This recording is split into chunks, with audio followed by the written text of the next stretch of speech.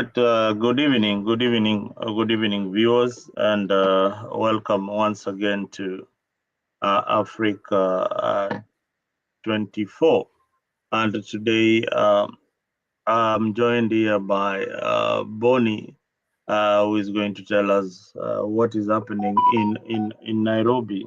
I don't know how the mood is in Nairobi after Baba's body just arrived in Kenya.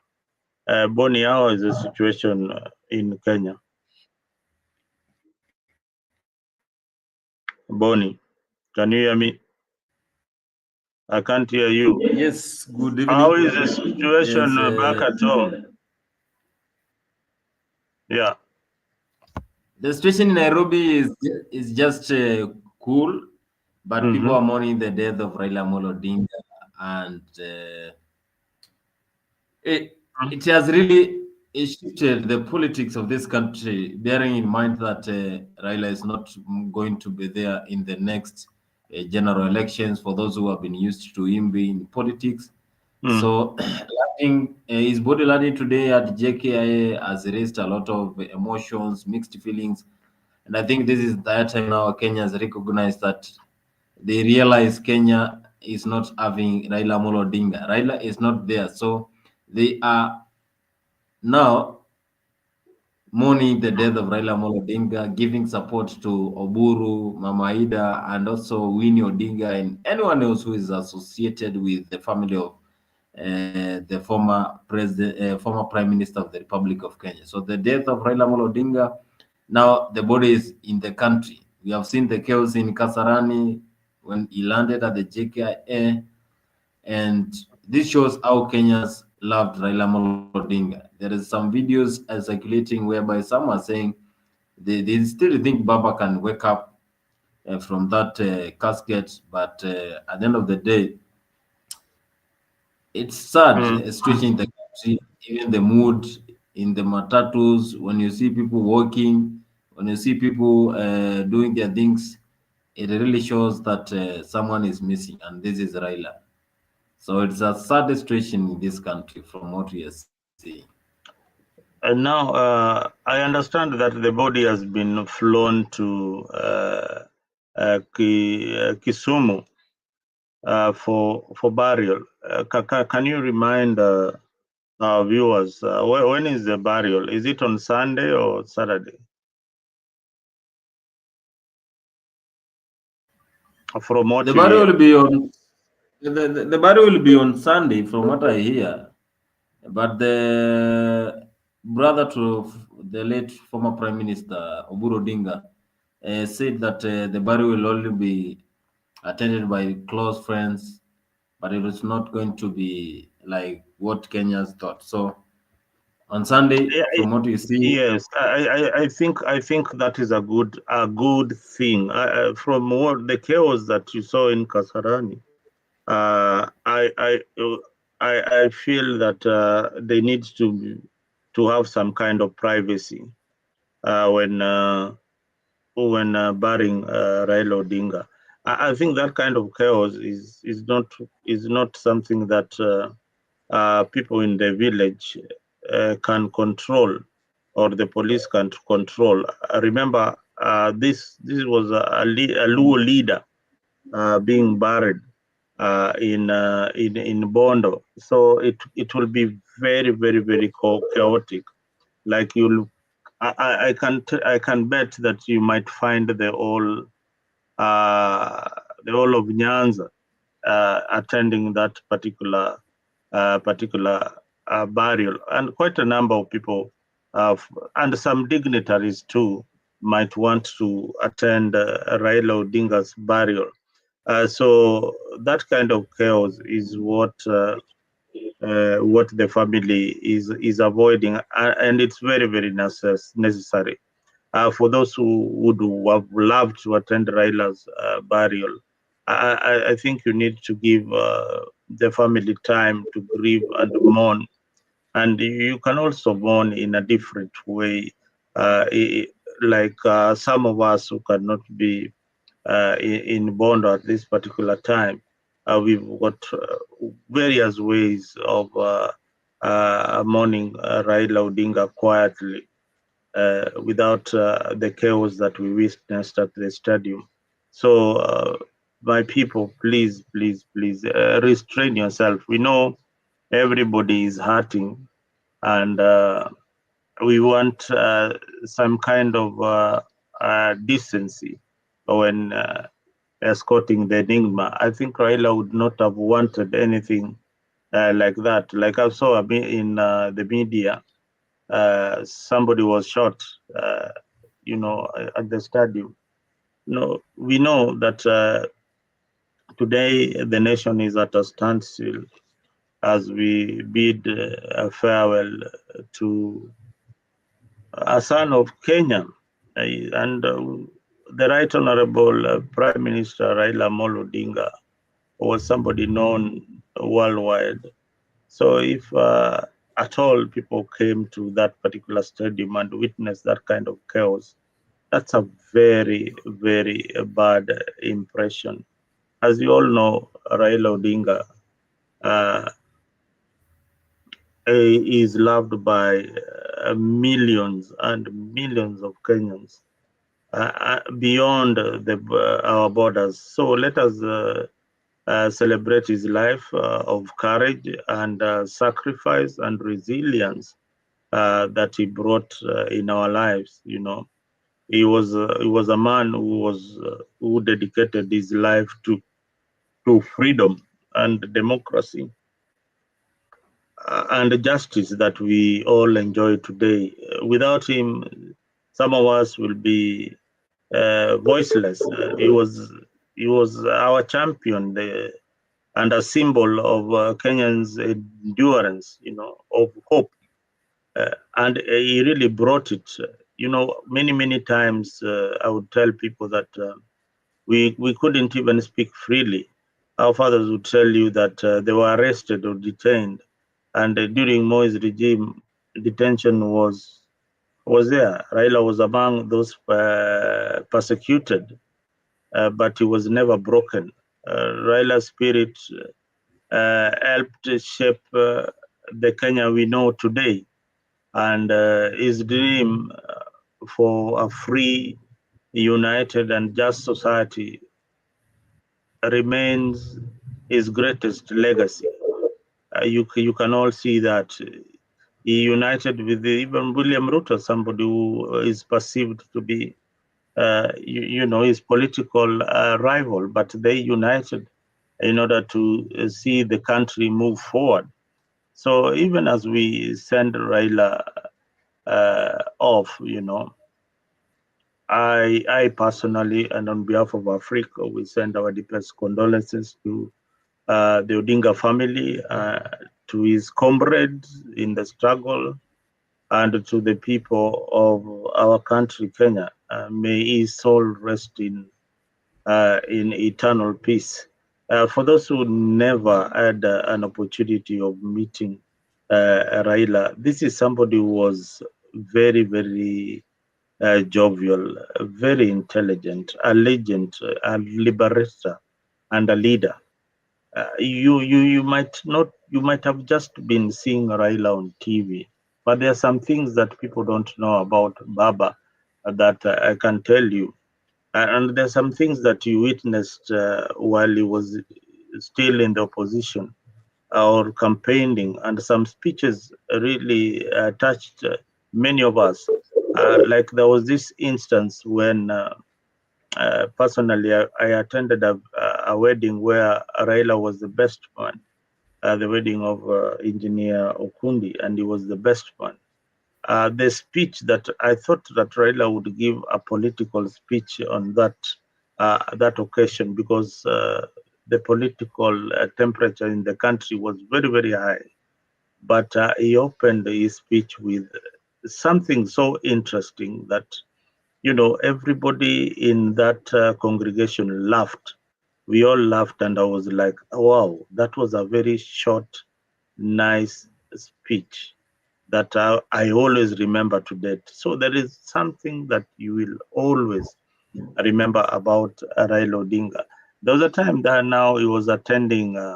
He went to Central to attend. I don't know whether it was a burial or something, but let me just add it so that you get to see who Raila was. And we are happy to welcome our visitors from Germany. Willkommen hier und herzlich Beileid oder den Verlust eurer Vaters. Okay? Er war ein großer Freund von mir. Und wir haben uns vor 60 Jahren getroffen in Deutschland, in Leipzig. I was just explaining to them, I'm welcoming them.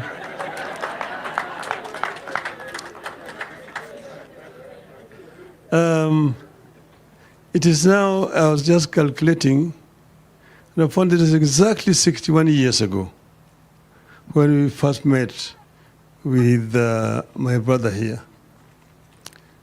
I was ahead of him there by 2 years. And as has been said, I met his elder brother, Charles Mburu Miano. He was already in his third year at the University of Dresden when I went there. But we met in the city of Leipzig. If you follow Bundesliga, there's a club there called RB Leipzig. That is for now our town.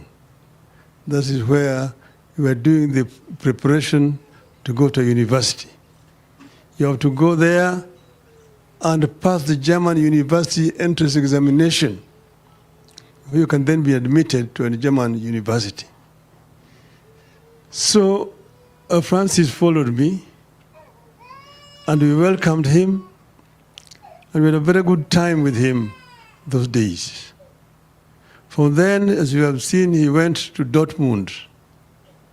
And then after that, he went to Freiburg, where he studied and eventually got his PhD. This is a true Kenyan who is somebody who is very, very moderate and is very welcoming. I did not know, because when I met Mumbi, she was Mumbi Ngaru. Little did I know that she was the wife of my friend. It took a very long time. And when we met with him, we were speaking German. Mumbi, of course, was not understanding what we were saying. We were backbiting her. But he was somebody who was very professional in his work. You've seen the kind of things that he has done after he came back to Kenya. But he also worked in Germany and had a family in Germany. And I'm happy to see that Mumbi has been able to welcome this German branch of the family. And that's why I'm saying, willkommen nochmal hier. Kenya und auch hier in Thika. Fühlen Sie sich zu Hause. Yeah. So I'm happy. I wanted to say many other things, but because I'm in a rush, I'm going to leave this for some other time. But Mumbi is somebody who's very committed to her work. She has a true Kenyan spirit of nationalism. Ethnicity is no issue to her. She thinks a Kenyan. And a number of Kenyans have got this disease of thinking first as a member of this tribe or this clan before they become Kenyans. And I've been trying to tell Kenyans, think first as a Kenyan before you become a member of another community. You become a Kikuyu, Luhya, Mukamba, and so on. That is when we are going to develop a country. I'm saying this because I lived in Germany. Germany was a country that was very divided. They had different kingdoms, which are basically ethnic. Bavaria, Bayern, that's where Munich is. That's a tribe. Prussians, that's where Berlin is, called Preußen. It was another kingdom. Saxony, where Leipzig is, was another kingdom. Hessen, where Frankfurt is another kingdom. Then Rhineland, where Cologne is another kingdom. Then Hansa, Hamburg, those areas. Mecklenburg, and so on and so forth. And for 33 years, one time, they were fighting against each other. It's called, in German history, 33-jähriger Bürgerkrieg. It is only a prince of Prussia called Otto von Bismarck who came out with his centurions, physically, forcefully united these different nationalities and created one united Germany, and said that if you don't work hard, the English and the French are going to look down upon you like second-class Europeans. So introduce what is known as iron rule in Germany. Work or you are disciplined. And that is the basis of Teutonic discipline that we have today. Today you see a German telling you, look at Mercedes-Benz, look at BMW. No Italian can make that. No Englishman can make that because of that discipline. And that is what we've been trying to tell Kenyans. Think as a Kenyan first before you think as a member of the community here and there.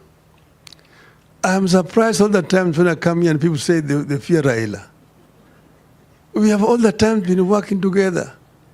Jaramogi is the one who stood up in parliament and said that Jomo Kenyatta and all those who detained with him were under the true leaders of Kenya. He was disowned by members who came from this region in parliament. Go and read the Hansard. But he went on and kept on saying Uhuru na Kenyatta until eventually Kenyatta was released. Kenyatta was released to Jaramogi. Jaramogi, who took Kenyatta to Gatundu, his home, he was released to Jaramogi's hand. Chukua hiyo Kenyatta yako. Deny. And Jaramogi and Kenyatta were one thing with independence. They only disagreed ideologically, not ethnically. Not because Jaramogi was a Luo or Kenyatta was a Kikuyu, no. And that is normal generally in politics. But then me, I've worked with members of this community for a long time. We started with Kenneth Matiba, Kenya Football League, and organized soccer in this country. That Kenya became number one in the whole of this region. Kenneth Matiba. And when Kenneth Matiba was in trouble with Charles Rubia, he came to me and said, there's a problem here. These people want to arrest us. Only Jaramogi can save us. Arrange for us to meet Jaramogi. And arrange a meeting with Jaramogi, Matiba, and Rubia. And we talked there about how we can fight to change Section 2A and bring back multipartyism. And that's when we met after that meeting, we organized a Kamkunji. Matiba, Rubia, and yours truly were arrested and detained together. Where Rubia ended up being very sick, Matiba got a stroke, and so on and so forth. But we had worked together. We came out back here, we started a Ford. Kenya, Ford. Later on they came and split it into Ford Kenya and Ford Asili. But we had to work together with those people. Fast forward again, when the opposition was divided in 1992 and lost elections, the Nyayo's 34% against opposition's 66%. 97, we were not able to unite. We were defeated. 2002, when the opposition was divided again, I said Kibaki tosha and campaigned for Kibaki when he was injured until he became president. Did I not know that Kibaki was a Kikuyu?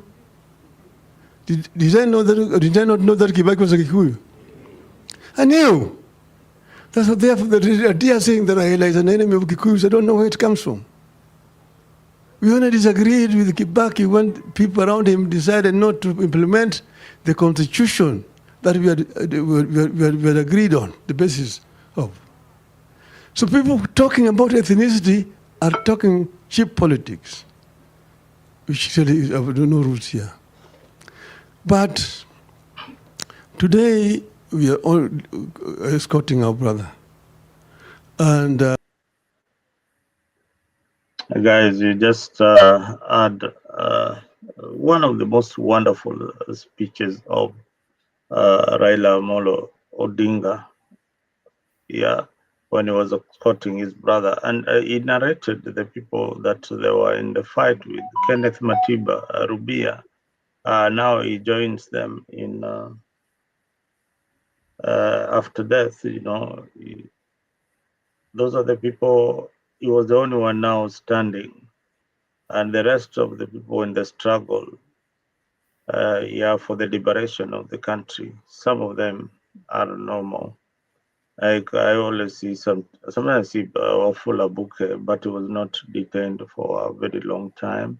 Wafula was detained for about 2 years. But the people who are in the real struggle, the Bawazirs, the Rubia, Matiba, they're no longer there.